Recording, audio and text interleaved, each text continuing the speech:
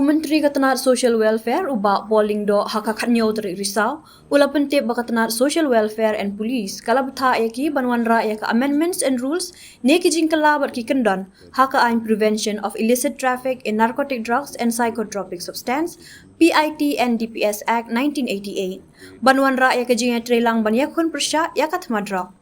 Ubak Pol ulayathu yakani hadian ke Jialang bat kishpau tali ke darbar shnong na West Shillong constituency hakabai day bat kaman baya day bat kisaki ban mi syakaying kashari kabalong kawai na kijing e. Ulaong bun kiwi ki jing tem layo lum nakani ke Jialang kaba ki bor shnong kia kenduk jing e hakapor baki yarap yaki pulet ban kiam yaki nong lek kam sniu. Kani ke Jialang la khod kum shibenta ban peteng yaki jing kren bat barok ki badan benta. Ya, interactive session but Kishpo Dorbashnong Jongka West Shillong constituency kum ke jing biteng ya ke pandian ya ke implementation ya ki steps pan contain pan control ya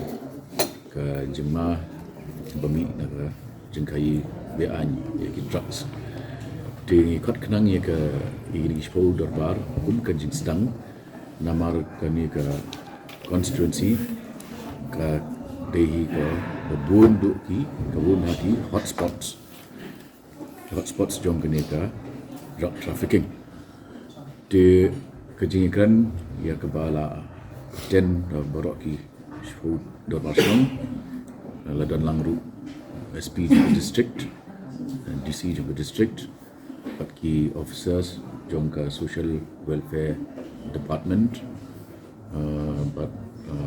unjuk nak kalian ke home department secretary home renti rap tapi dan ini bidang syumti mission director jom kini ke dream project di kijingnya keren kelalong keba seisok bat keba nilai yok shibun ki inputs naki shnong di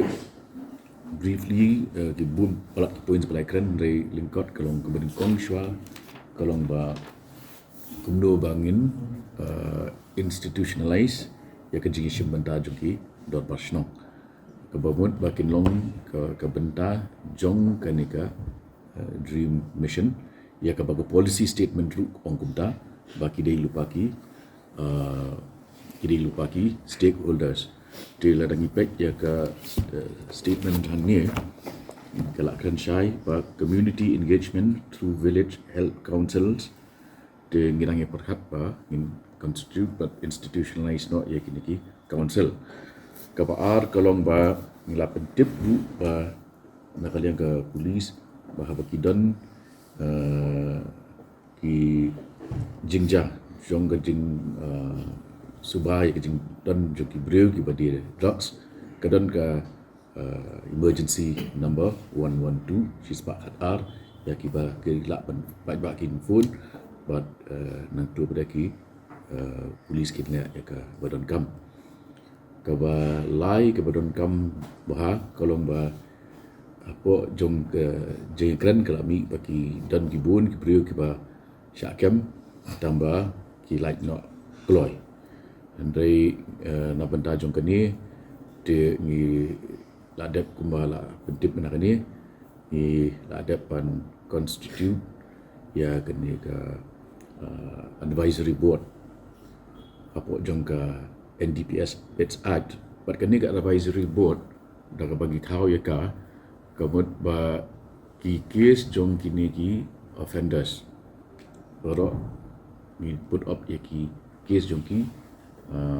but ka home police kan forward iki ketek mo cakap advisory